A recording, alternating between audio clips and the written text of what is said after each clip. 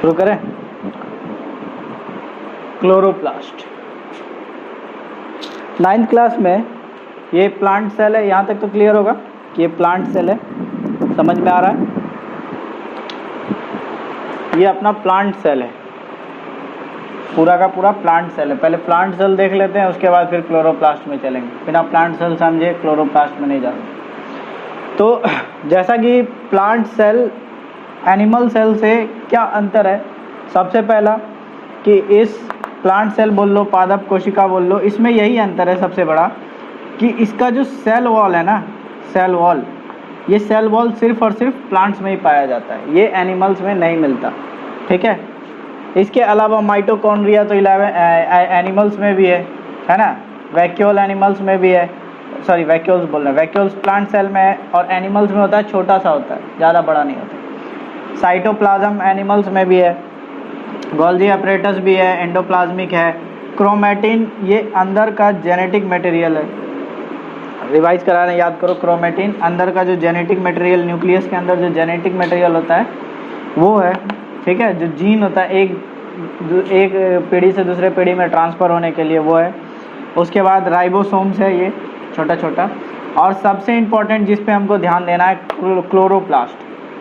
यहाँ ऐसे बना हुआ है, हल्का सा दिख रहा होगा, ग्रीन ग्रीन टाइप का, ये क्लोरोप्लास्ट। ठीक है। क्लोरोप्लास्ट को हिंदी में हरित लवक कहते हैं। पहले लवक समझ लेते हैं होता क्या है, या प्लास्टिड क्या होता है। प्लास्टिड देखो यहाँ ऊपर में लिखे हैं, प्लास्टिड हिंदी में लवक। 3 तरह का होता है, ये 9th का ही है, सिर्फ रिवाइज कराने। 3 तरह का होता है, क्लोरोप्लास्ट, क्रोमोप्लास्ट और ल्यूकोप्लास्ट। 3 तरह का। क्लोरोप्लास्ट को हरित लवक, क्रोमोप्लास्ट को वर्णी और इसको अवर्णी। वर्णी का मतलब rather than green, green colour के अलावा बाकी जो भी कलर है। ठीक है। बाकी प्लांट के अंदर, पौधों के अंदर जो भी कलर पाया जाता है, जो भी रंग पाया जाता है, वो है अपना क्रोमोप्लास्ट की वजह से। क्लियर। और ग्रीन जो कलर होता है पौधों के अंदर, मतलब क्लोरोफिल के मदद से, वो क्लोरोफिल कहाँ होता है, क्लोरोप्लास्ट के पास होता है। ठीक है। और इसके पास क्या होता है, क्रोमोप्लास्ट के पास कैरोटेनॉइड्स, जो बताए पिगमेंट, कैरोटेनॉइड्स पिगमेंट, जिसके वजह से फूलों का कलर बहुत ही अच्छा फूल का कलर होता है। फूल का कलर उतना अच्छा क्यों होता है, ताकि अट्रैक्ट कर सके पॉलिनेटर्स को, है ना, कीड़े मकोड़ों को अट्रैक्ट कर सके, अपने तरफ खींच सके, तभी तो वो पॉलिनेशन होगा, तभी तो फल बनेगा जाके। आ रहा समझ में। तो पॉलिनेटर्स को अट्रैक्ट करने के लिए जो ये अपना कैरोटेनॉइड्स नाम का पिगमेंट होता है, वो क्रोमोप्लास्ट में पाया जाता है।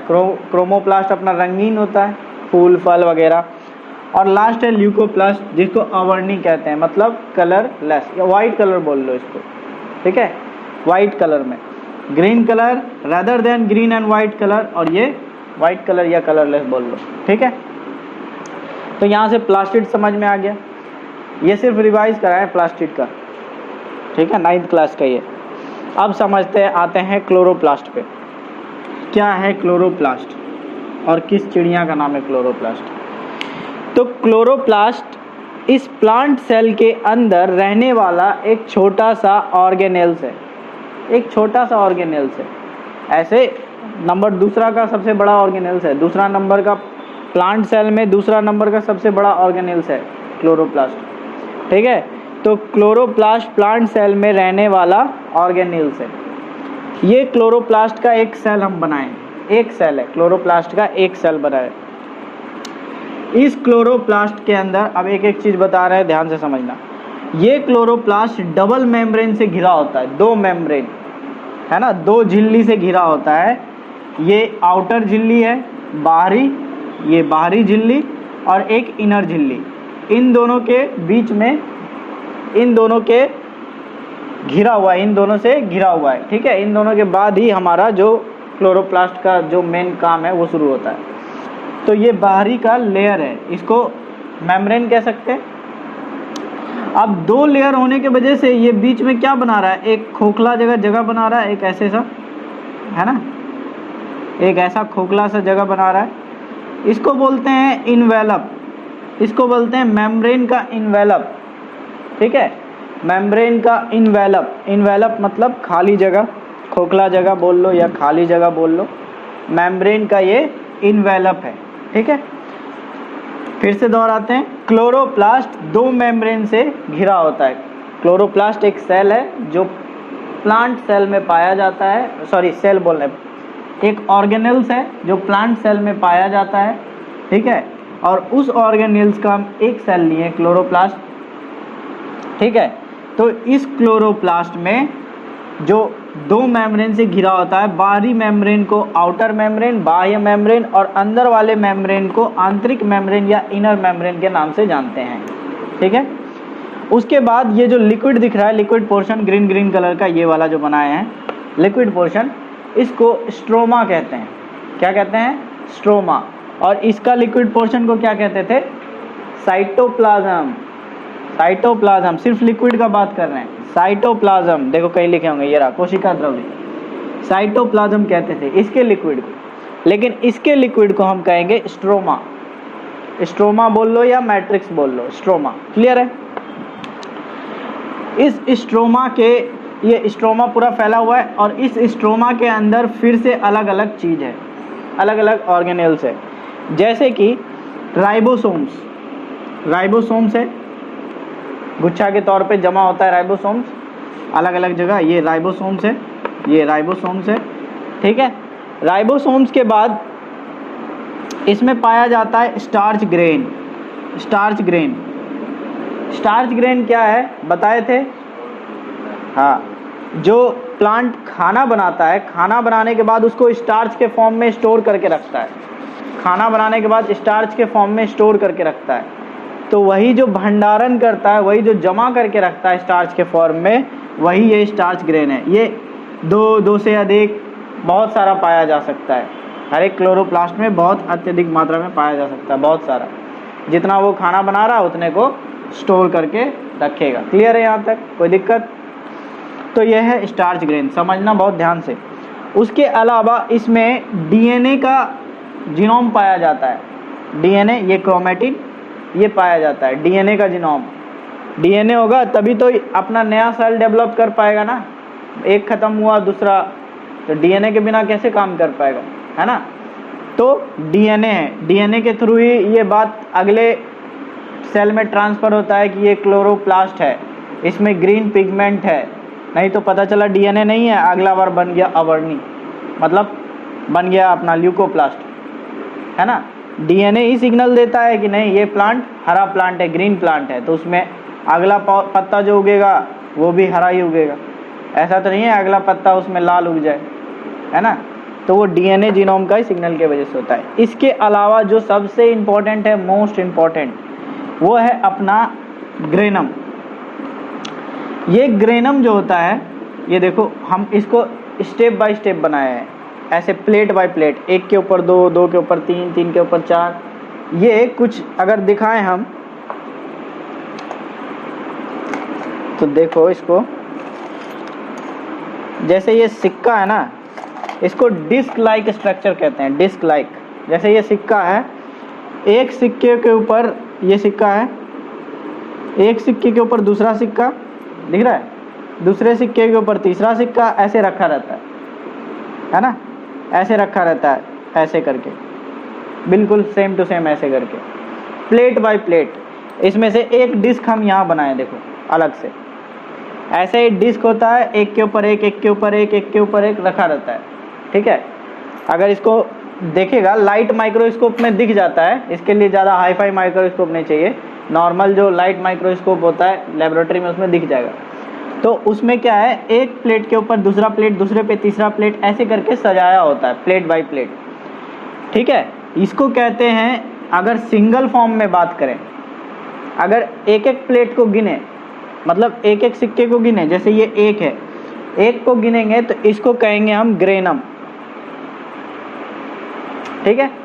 एक को गिनेंगे तो हम कहेंगे ग्रेनम।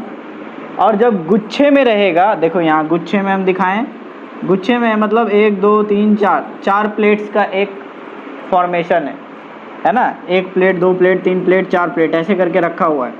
तो जब एक के ऊपर एक के ऊपर एक के ऊपर एक रखा रहेगा तो इसको कहेंगे थैलाकॉइड्स, नाम ध्यान रखना। अगर गुच्छे में है तो उसको थैलाकॉइड्स कहेंगे, और सिंगल डिस्क है तो उसको ग्रेनम कहेंगे। क्लियर है? ये पूरे क्लोरोप्लास्ट में फैला होता है अलग अलग जगह, ठीक है। उसके बाद ये जुड़ा होता है एक धागे जैसा चीज से, ठीक है। ये जुड़ा हुआ है, ये रेड कलर का रिबन देखो, ये वाला रिबन जुड़ा हुआ है ना एक दूसरे से, है ना, जुड़ा हुआ है। इसको कहेंगे स्ट्रोमा लैमेले। स्ट्रोमा लैमेले, ये वाला चीज स्ट्रोमा लैमेले। ये क्या करता है, एक दूसरे से जोड़ के रखता है, एक दूसरे से सारे इसको थैलाकॉइड्स को एक दूसरे से बांधे रखता है। कौन बांधे रखता है? स्ट्रोमा लैमेले। क्लियर है? बताते हैं। स्ट्रोमा लैमेले, ठीक है, बांधे रखता है एक दूसरे से। अब बात करते हैं, यहाँ तक आया समझ में? स्ट्रक्चर हम बताए, पूरा स्ट्रक्चर आ गया समझ में कि कैसे क्या होता है। अब इसका हम कुछ थोड़ा बहुत फंक्शन बताते हैं, धीरे धीरे स्टार्ट करते हैं थोड़ा बहुत। तो पहला बात करते हैं, ये जो एक एक डिस्क है ये है क्या? इस डिस्क का नाम तो ग्रेनम है। इसी ग्रेनम के अंदर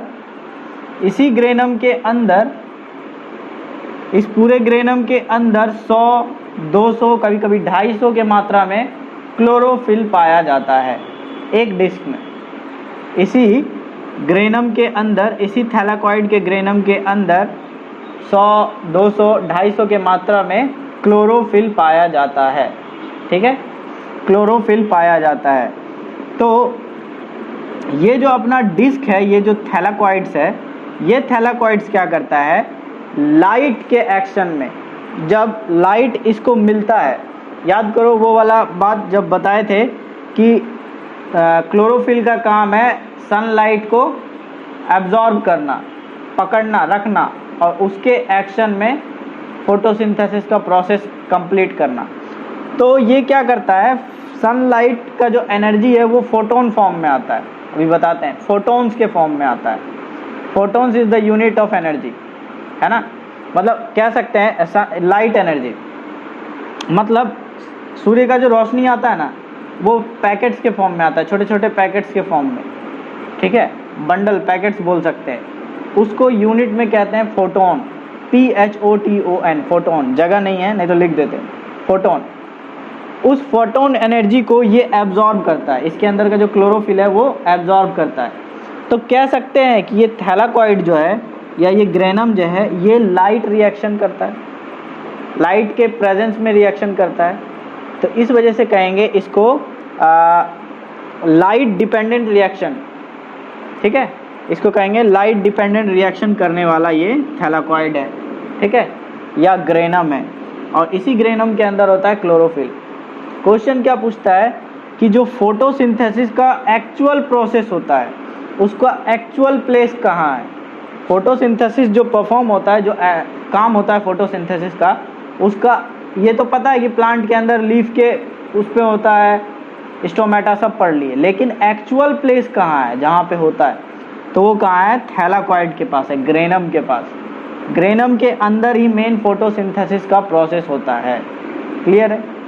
तो ये हमेशा काम जो करेगा, ये लाइट के प्रेजेंस में काम करेगा, लाइट के एब्सेंस में काम नहीं करेगा। इसलिए इसको कहते हैं लाइट डिपेंडेंट रिएक्शन करने वाला, लाइट डिपेंडेंट रिएक्शन करने वाला।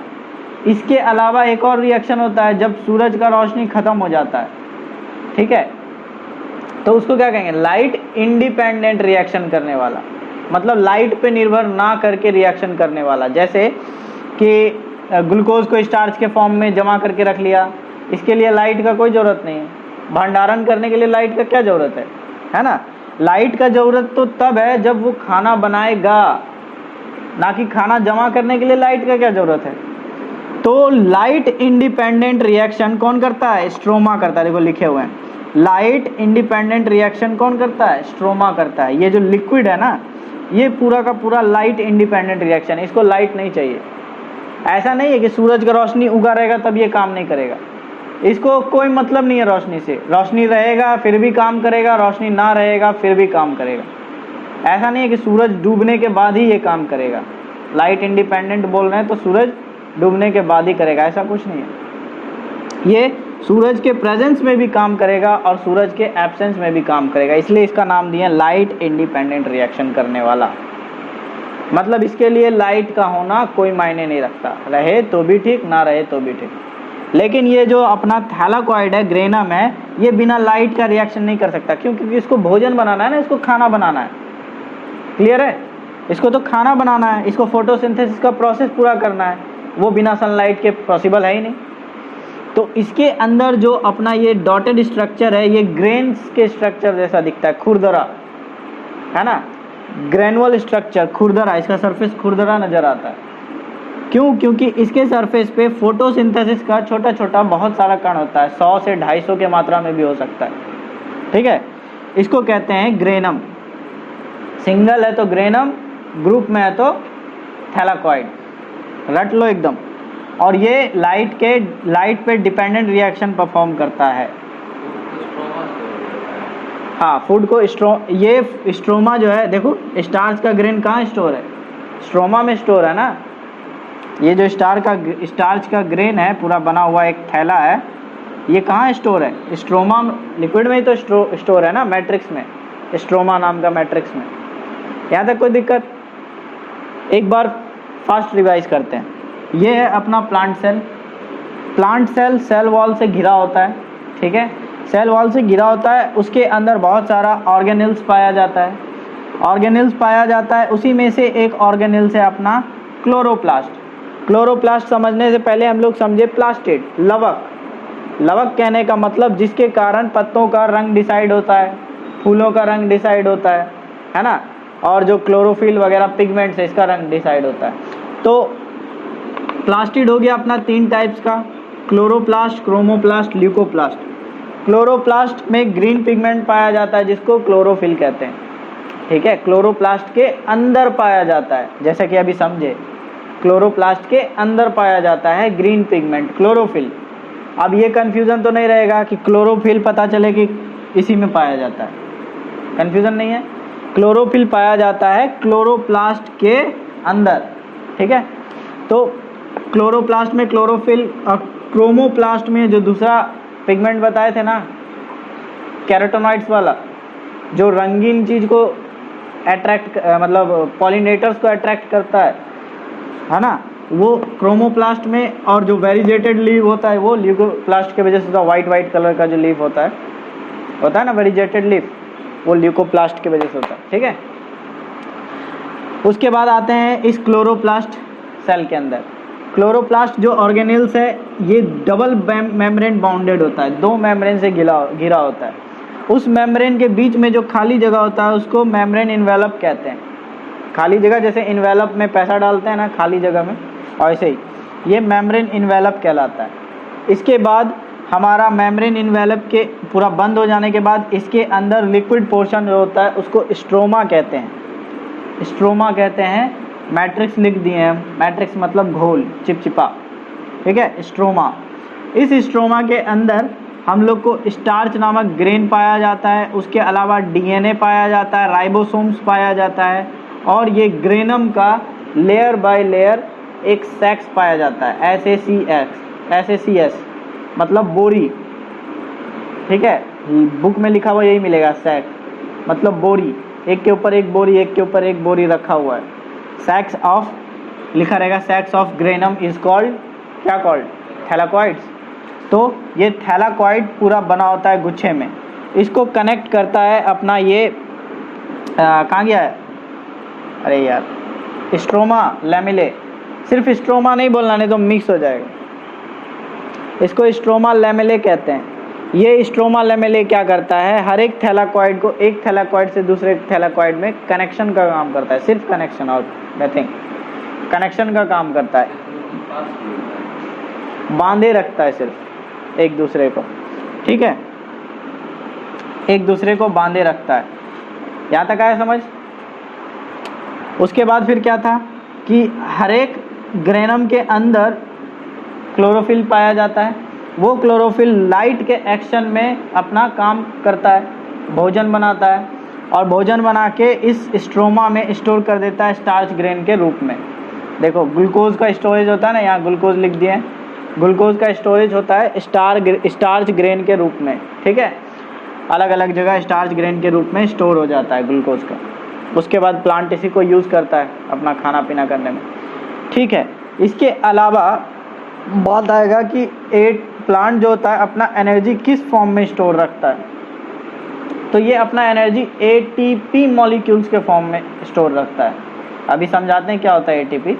इसको कहते हैं एडिनोसाइन ट्राइफॉस्फेट। दो होता है, एक होता है एडीपी और एक होता है एटीपी, ठीक है।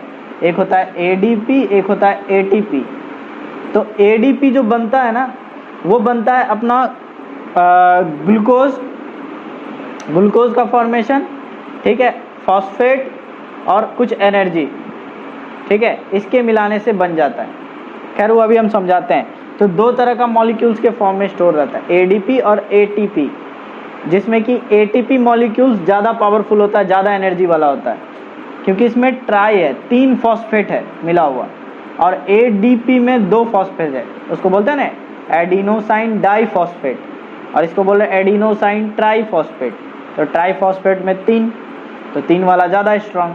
तो इस फॉर्म में एनर्जी का स्टोरेज करके रखता है। यहाँ तक कोई दिक्कत समझ में आया? क्लोरोप्लास्ट कहाँ पाया जाता है? इसका